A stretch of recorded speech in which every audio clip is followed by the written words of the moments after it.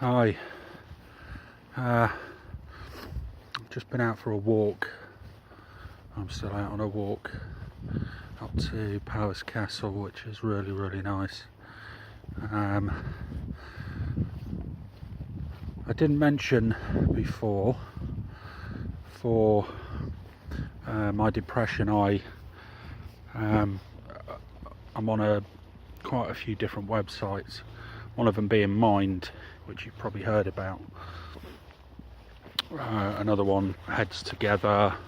There's quite a few, but the Mind one has got like another part of it called Ellie Friends, which is a site where you can sign up to it, and you can, hold on, there's a car coming. You can sign up to it, and you can kind of interact and chat and send messages to other people that are in kind of the same position, you know, suffering with mental health problems and depression, anxiety. And one of the people that I've been talking to has asked me just to explain to them a bit more about the diet that I do, the Ducon diet. Now, I started doing the Ducon diet, but I kind of look at it more now as a low carb diet for me. So I'll just explain to you a little bit about what I do. So I eat very little carbs, so that's no potatoes, no starchy food really, so sweet potatoes, pasta, rice,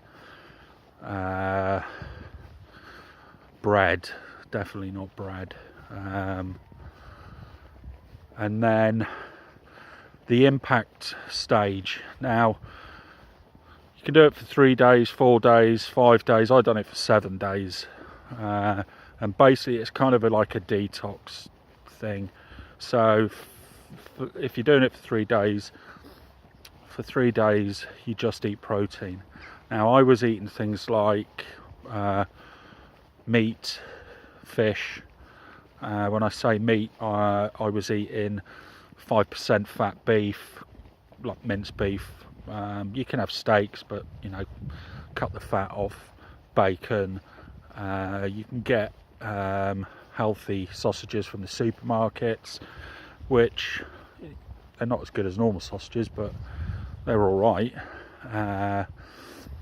So things like ham. I was eating low-fat cottage cheese, zero-fat yogurts, eggs, lots of eggs. I was eating low-fat cream cheese, pickles. Pickles are really good for you, good for your stomach, and lots of water. You can drink coffee, tea, but I was drinking skim milk. No sugar, no fat. I was using the little pump spray oils if I was cooking anything in a pan. You can use a bit of that, that's fine. What else was I using? I think that's about it. Things that so as you finish your impact stage, basically most of the weight loss will come through water retention. So depending on how long you do it for, last week I lost 6 pounds, so just short of half a stone, and that was 7 days. So now I'm back alternating through protein and veg. So now I've done my impact stage, I do an alternate day. One day just protein, and then one day protein and veg. So vegetables that you want to look at using, green vegetables, asparagus is good, cabbage, what else is good? I use swede, carrots in moderation because they've got quite high carb content. What else? Veg that is high, which you kind of want to steer clear of or eat minimal. Peas, sweet potatoes, butternut squash, courgettes. Yeah, so just mix it up. I'll be putting some recipes on there. The issue I've got at the moment is my phone that I'm recording with can't really get me and all of my ingredients and the cooking stove in, so I'm trying to get hold of some better equipment, and as soon as I do, I can put some more recipes up and just show you, you know, some food that you can be cooking. So I think that's about it. I do also have, which you will need to do, have 2 tablespoons of bran every day. Now, bran you can get from the supermarkets in a bag. It looks a bit like pinhead oats. Don't get confused with like bran, the cereal, the breakfast cereal. It looks like pinhead oats, and you add 2 tablespoons of that.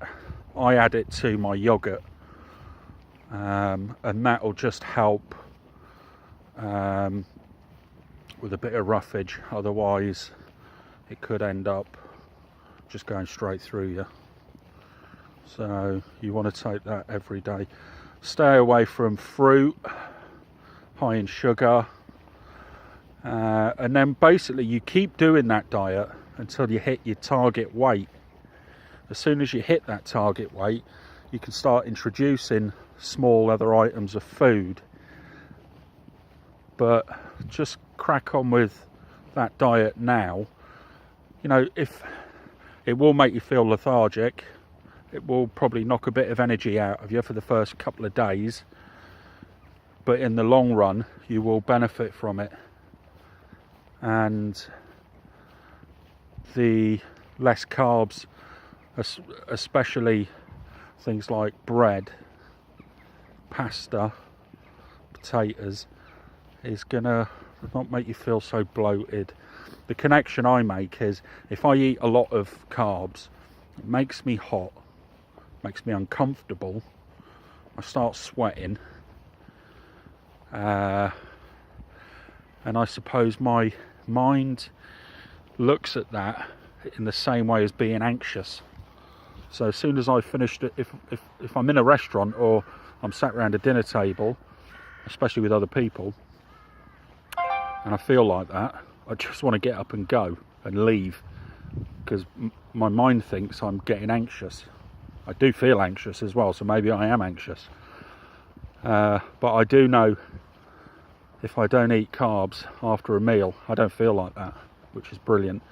So I'm going to leave it at that and give it a go. If you've got any questions, just ask me and I'll get back to you. All right, thanks. Bye-bye.